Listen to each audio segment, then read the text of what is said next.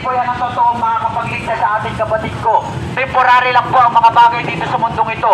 Nais po ng Panginoon, totoong makilala natin siya sa ating mga buhay. Amen po. Makilala natin ang Panginoong Isus sa ating mga buhay. Sapagkat yun po ang madadala natin. Amen po. Yun lang po ang madadala natin sa oras ng kamatayan. Ang pera, kasikatan, kayamanan, hallelujah.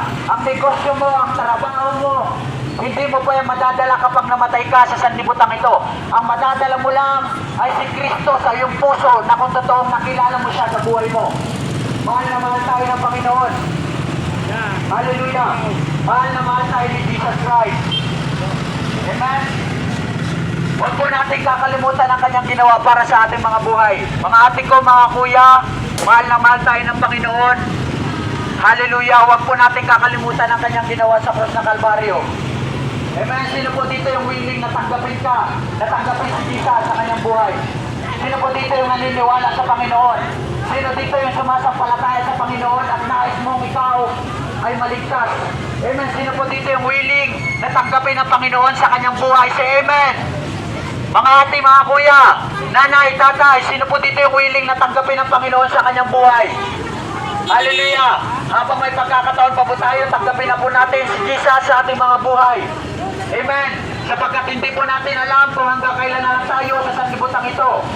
Hallelujah. Hindi mo pwedeng sabihin na bata ka pa, matagal ka pang mamatay. Hindi mo pwedeng sabihin na mayaman ka, matagal ka pang mamatay. Hindi mo pwedeng sabihin na may estado ka sa mundong ito, na kapag tapos ka, maganda ang trabaho mo, okay ka na at matagal ka nang mamatay.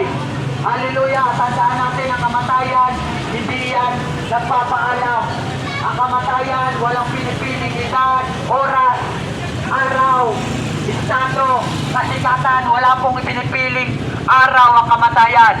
Lahat po tayo ay mawawala sa mundong ito. Ngunit ang malaking tanong, handa na po ba tayong mawala sa mundong ito? Kaya kung tayo po ay nagnanais, hallelujah brother, paano po ba maligtas?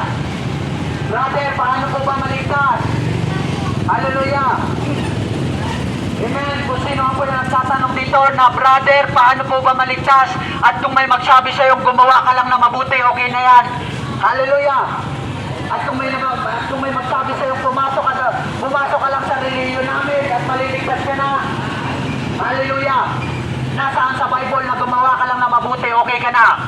Nasaan sa Bible na pumasok ka lang sa ganitong reliyon, ligtas ka na? Sabi po sa Bible, at sino ba sumampalataya sa Panginoong Hesus ay hindi mapapahamak. Hindi mapapahamak, kundi magkakaroon ng buhay na walang hanggan sa madaling salita ng kaligtasan. Ibig sabihin, kapatid ko, hindi ka maliligtas dahil mabuting tao ka. Ibig sabihin, kapatid ko, hindi ka maliligtas dahil reliyon mo ganito, ganyan. Amen? Hindi tayo maliligtas ng sarili natin. Hindi tayo maliligtas ng pera natin. Hindi tayo maliligtas ng kasikatan natin. Hindi tayo maliligtas ng mga bagay sa mundong ito. Si Kristo lang ang makakapagligtas sa atin. Amen? Amen. If you believe that Jesus Christ is your Lord and Savior, at tanggapin mo siya sa buhay mo, doon ka lang magkakaroon ng kaligtasan. Amen? Ang totoong sumasampalataya sa Panginoong Hesus ay sumusunod sa kanyang mga utos. Hindi mo pwedeng sabihin na sumasampalataya ka sa Diyos, pero yung pamumuhay mo patuloy ka rin sa kasalanan. Hallelujah.